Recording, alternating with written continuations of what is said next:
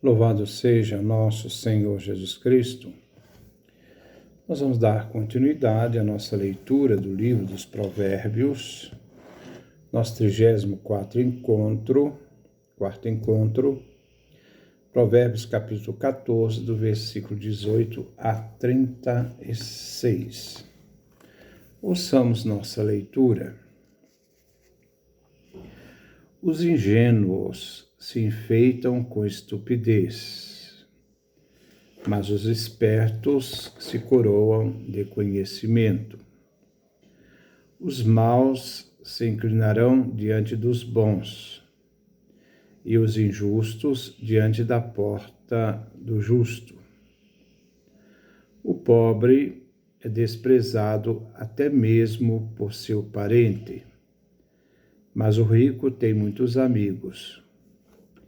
Quem despreza o seu próximo fracassa, mas quem tem compaixão do pobre é feliz. Quem planeja o mal acaba se extraviando, mas os que realizam o bem gozam de amor e fidelidade. Todo trabalho traz seu proveito, mas o muito falar só produz miséria. Os sábios são coroados de riquezas e os insensatos de estupidez. A testemunha verdadeira salva as vidas, mas quem diz mentiras é impostor. A confiança do forte é temer a Javé, que é um refúgio para seus filhos. O temor de Javé é fonte de vida, para evitar os laços da morte. Povo numeroso é honra para o rei, mas a falta de gente é ruína para o príncipe. O homem paciente é cheio de inteligência, mas o impossível exalta sua própria ignorância. Coração tranquilo é vida para o corpo, mas a inveja é cárie nos ossos.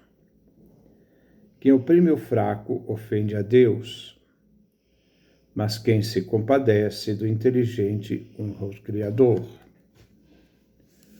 O injusto tropeça na sua própria maldade, mas o justo se refugia na sua própria integridade. No coração prudente mora a sabedoria, e ela se manifesta até no meio dos insensatos. A injustiça faz uma nação prosperar. A justiça faz uma nação prosperar, mas o pecado empobrece os povos. O rei favorece o ministro hábil, mas descarrega sua ira sobre o indigno. Este é o texto que nós vamos refletir no dia de hoje. Versículo 1. Os ingênuos se enfeitam com estupidez, mas os espertos se coroam de conhecimento. O enfeite dos ingênuos quer refletir suas ações, enquanto os espertos, os sábios, os peritos, constroem seu triunfo por meio do conhecimento.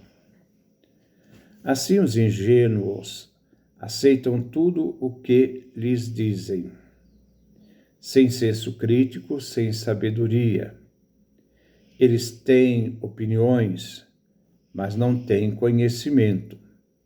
Não se esforçam para conhecer. Apanham frutos em campos alheios, que é mais fácil que plantar, cuidar e tomar os frutos dos esforços. Já os espertos procuram avaliar e julgar suas ações antes mesmo julgar suas escolhas.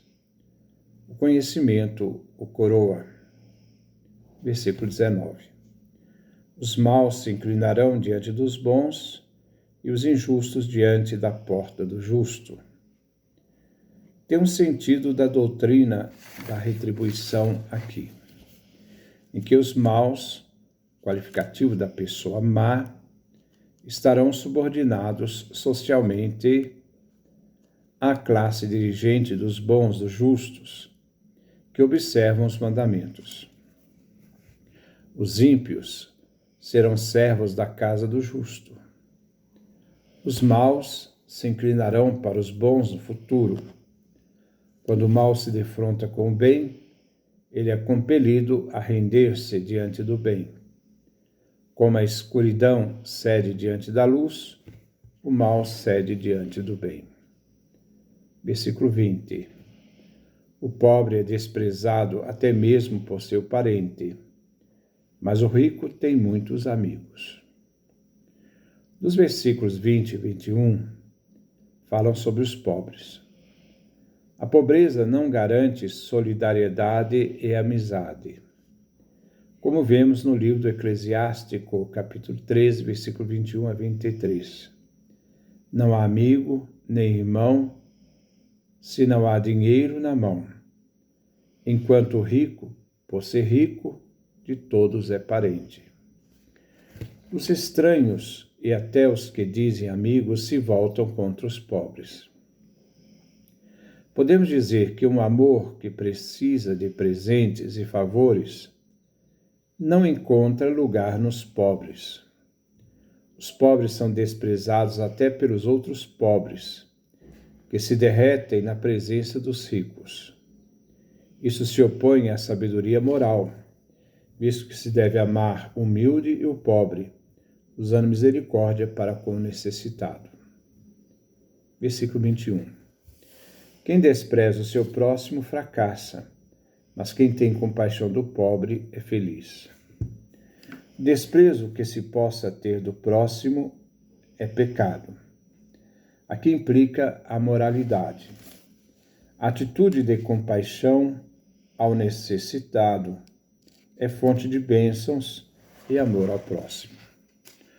O fato de desprezar o próximo, que merece todo o nosso respeito, é merecedor de uma retribuição, de honra pela sua atitude moral. Odiar o pobre é pecado, pois se desvia da lei moral da Torá. O amor ao pobre é fonte de bens espirituais e felicidade, revelando que aquele que ama o pobre não é arrogante, mas humilde. Versículo 22. Quem planeja o mal acaba se extraviando, mas os que realizam o bem gozam de amor e fidelidade.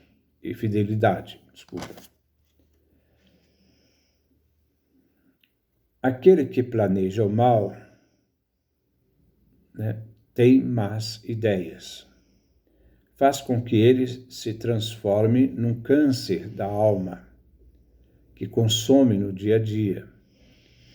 Os que agem bem caminham na luz e têm reconhecimento público, gozando dos outros amor e lealdade, fidelidade. Amor e fidelidade na Escritura se atribui a Deus, ou então aos homens que fazem o bem. Vivendo os mandamentos, eles participam do dom divino.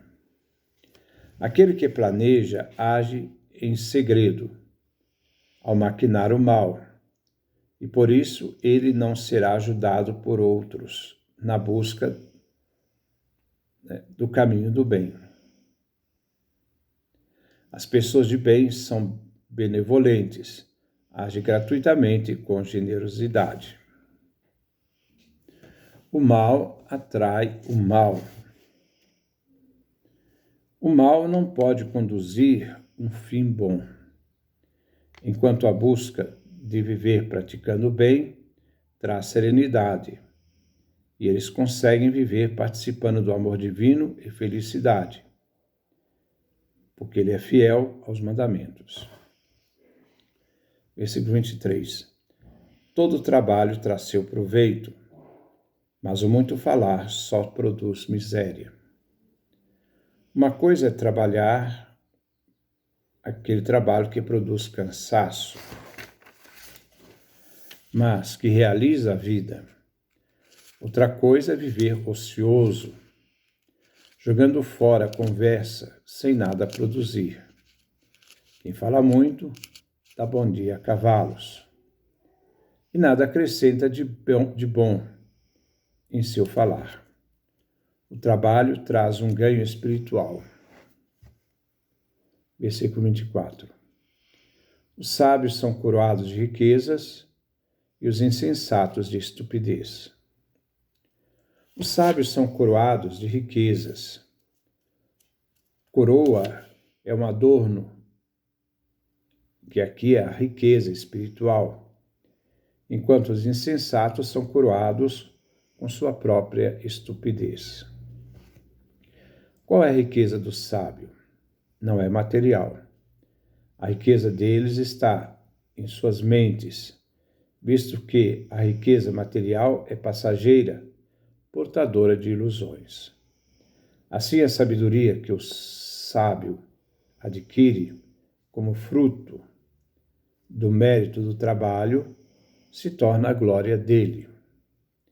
Enquanto os insensatos são coroados pela sua própria insanidade, por se recusar o trabalho para conquistar a sabedoria, revelam que suas buscas simplesmente são materiais. Eles não poderão trazer reconhecimento, nem tanto espiritual. O mal corrói aquele que escolhe o mal. Ele próprio se implode pela boca do mal e não é feliz. Versículo 25. A testemunha verdadeira salva as vidas, mas quem diz mentiras é impostor. A testemunha verdadeira salva vidas de pessoas que talvez fossem acusadas injustamente. O impostor é aquele que se esconde na mentira, querendo demonstrar um ar de sinceridade. A testemunha verdadeira salva a vida testemunhando pelo réu em favor dele. A pessoa que sempre mente poderá salvar um homem fraudulento e nécio com seu falso testemunho, não sendo salvador de vidas humanas, mas instrumentos para a fraude. Aquele que planeja o mal se une com o outro, pois tem interesses comuns. Versículo 26.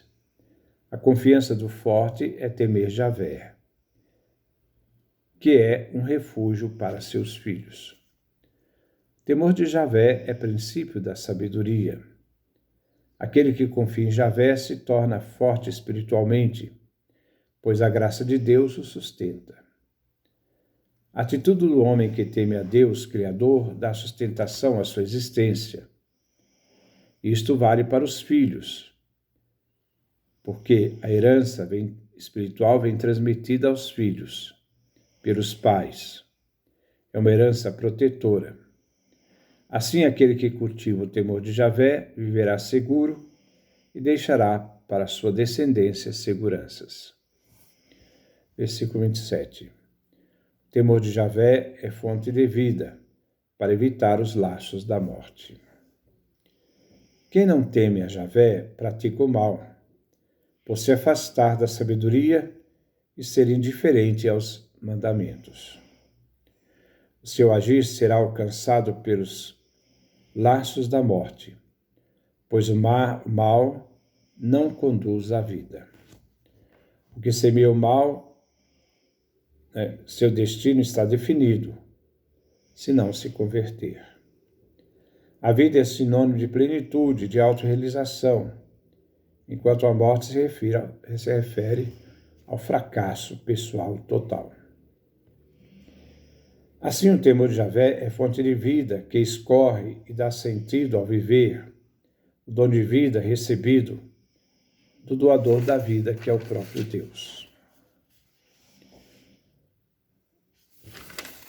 Isto é, reconhecer que somos criaturas, dependemos de Deus, que com amor nos sustenta, e que, na sua fidelidade, nos faz viver essa relação vital.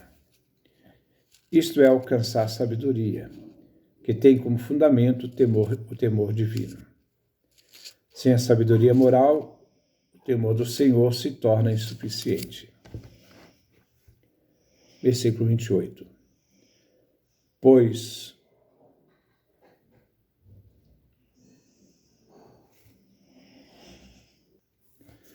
numeroso é honra para o rei.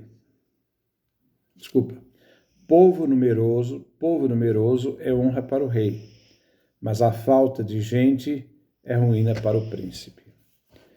O provérbio aqui se trata de uma reflexão sobre a filosofia política. Um reino pequeno pode dar garantias para a sua sobrevivência. Lembremos o contexto político da época em que os grandes engoliam os pequenos. O povo deve manter a unidade, com o rei, para ser forte. O povo unido ao ideal da nação é sua sustentação espiritual. Versículo 29. O homem paciente é cheio de inteligência, mas o impossível exalta sua própria ignorância. A paciência é o dom do sábio, visto que a paciência é boa ciência. A precipitação pode terminar em erros. A indulgência nos ensina a não agir tempestivamente. A sabedoria nos ensina a agir bem.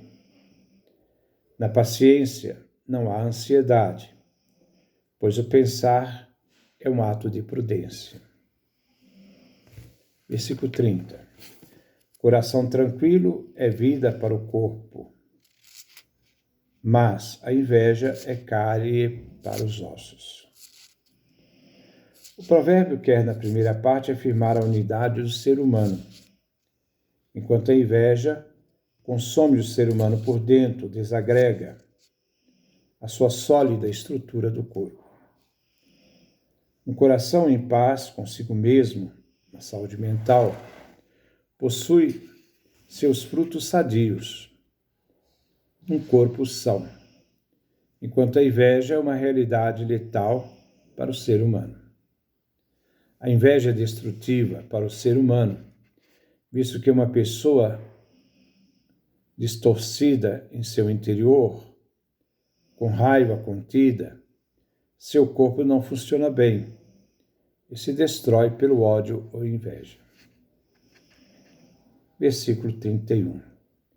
Quem oprime o fraco ofende a Deus, mas quem se compadece do indigente honra o Criador. Deus é criador de todo ser humano. Ele se compadece do indigente. E compadecer desse indigente é reconhecer no outro a obra do Criador e dele cuidar. Aquele que oprime o fraco, por não honrar o Criador, comete um pecado, uma ofensa contra Deus. Os códigos orientais compartilhavam o respeito para com o pobre. Ao criar o ser humano, Deus quer que eles se ajudem mutuamente. Versículo 32. O injusto tropeça na sua própria maldade, mas o justo se refugia na sua própria integridade. O injusto, pela escolha da própria injustiça, cava para si o próprio mal, visto que bom fim não terá. O justo tem, pela prática da justiça, a sustentação de sua vida, caracterizada pela integridade, que o garante diante de Deus e dos homens. O refugir aqui se refere também ao justo, visto que, quando morrer, chegará à eternidade, visto que ele confia na misericórdia divina, enquanto viveu com sabedoria, observante dos mandamentos. Versículo 33.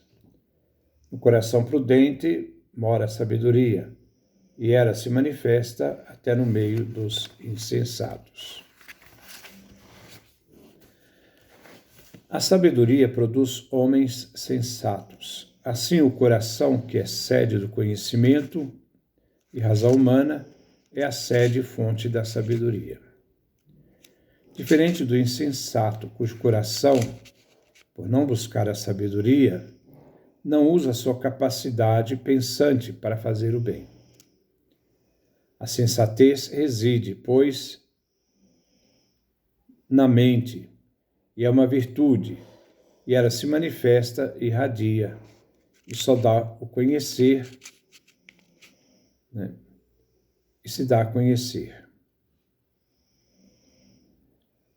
Coração e mente não são realidades corpóreas, mas espirituais.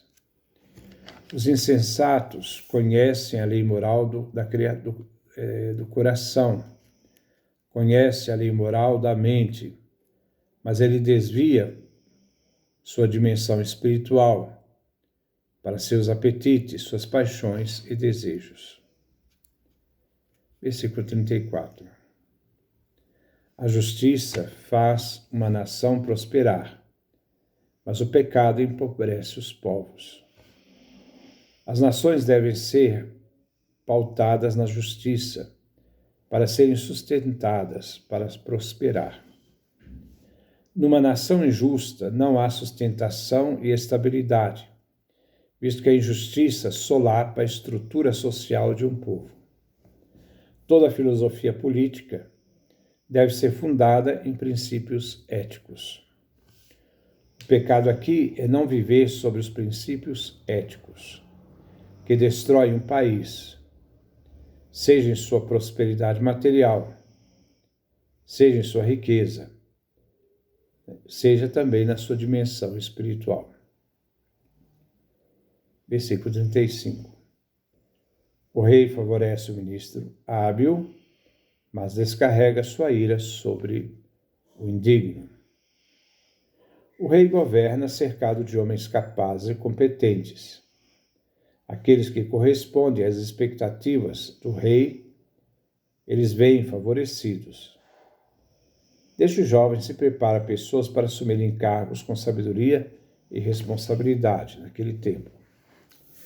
Mas os ministros incapazes e despreparados, ou que usam o cargo em benefício próprio, esses o rei descarrega toda a sua ira, devido à traição da confiança dada e esperada pelo trabalho dele. Deus é este rei que espera que cada homem cumpra sua função e se prepare para ser um administrador fiel e competente, enquanto o destino do ministro indigno é tirado dele. Inclusive, é tirado dele até a própria vida, e nele se manifesta a ira divina. A vida é para ser construída com sabedoria e inteligência. Essa é a nossa leitura dos Provérbios. Que Deus nos dê a sua graça, a sua bênção, a sua face resplandeça sobre nós.